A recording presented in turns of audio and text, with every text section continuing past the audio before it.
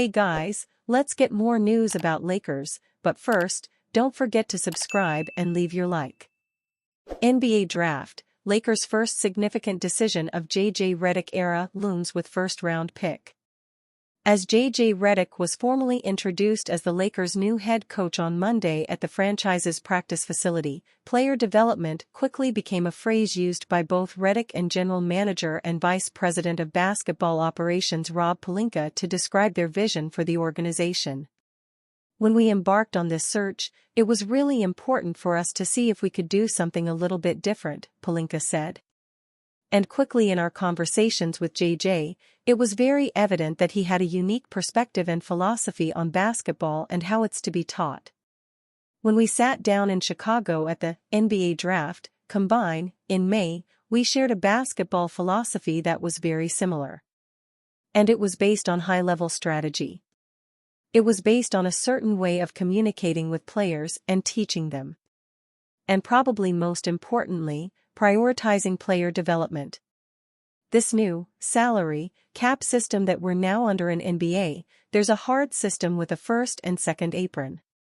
And I could get into all the details, but at the core of that is going to be the importance of a great franchise like the Lakers modernizing and leaning into developing our young players and building that. Pelinka added, part of the road to being a really good team, and you can look around the landscape of the league right now with many young teams playing really well, is going to be lean hard into that player development piece. And of course, part of that is drafting the right way. So it's only appropriate that the first significant decisions the Lakers will have to make since hiring Redick will be during the first round of the NBA Draft on Wednesday night, with the second round taking place on Thursday after the league changed the draft's format from 1 day to 2 days. Lakers have new team to worry about drafting Bronny James. With the start of the 2024 NBA Draft only a day away, the rumors about where USC guard Bronny James will go are heating up.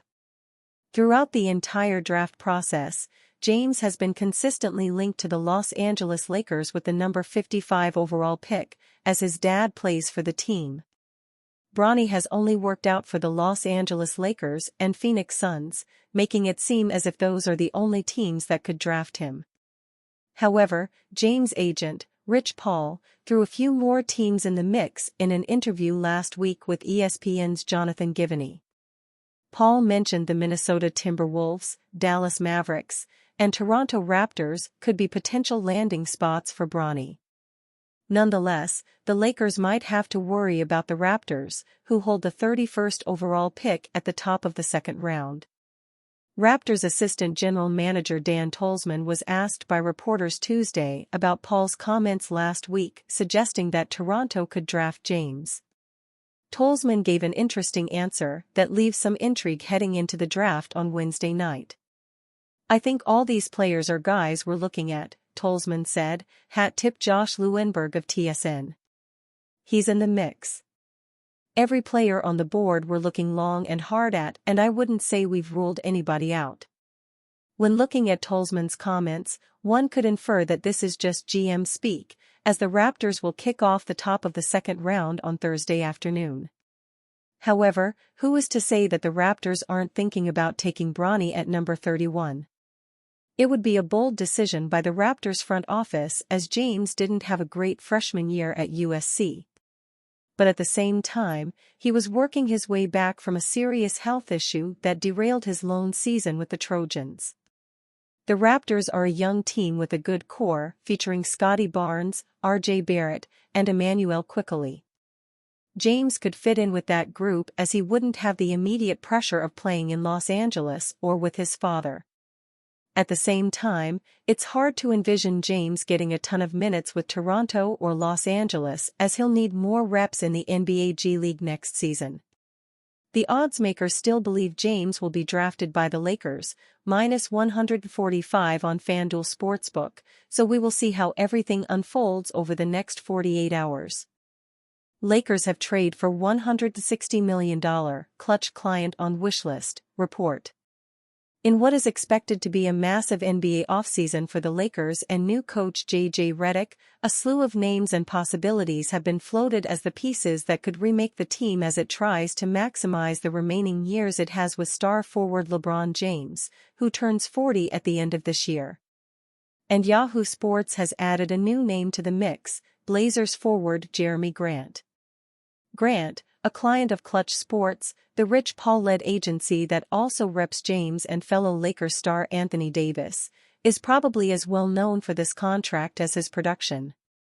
He averaged 21.0 points on 45.1% shooting last year, with a remarkably low rebound total, 3.5 per game, for a power forward.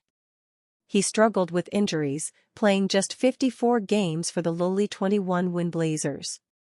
Portland took the odd step last summer of signing Grant to a major new contract worth $160 million over 5 years, just before Damian Lillard sought a trade and Portland headed into a rebuilding program.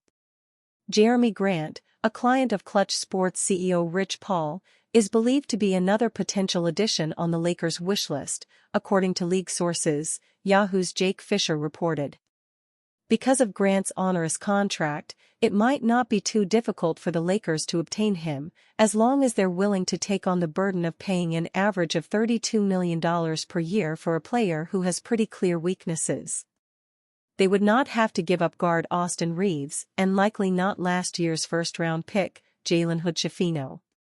The Blazers might well be eager enough to get off of Grant's money that the Lakers would not have to give up either of the 2 future first-round picks they have available, in 2029 and 2031, but could make a deal based only on sending out the number 17 pick in this year's draft, plus outgoing matching salaries built around a combination of Jared Vanderbilt, Gabe Vincent, Rui Hachimura and/or D'Angelo Russell, depending on his option.